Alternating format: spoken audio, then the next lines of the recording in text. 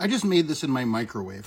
There are these plates that I just got off TikTok Shop, and I can literally make a grilled cheese. I can make a patty melt like this. Listen to that. In my microwave.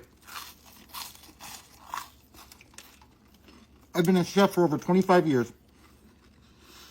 I would never microwave a grilled cheese or bread. Perfect.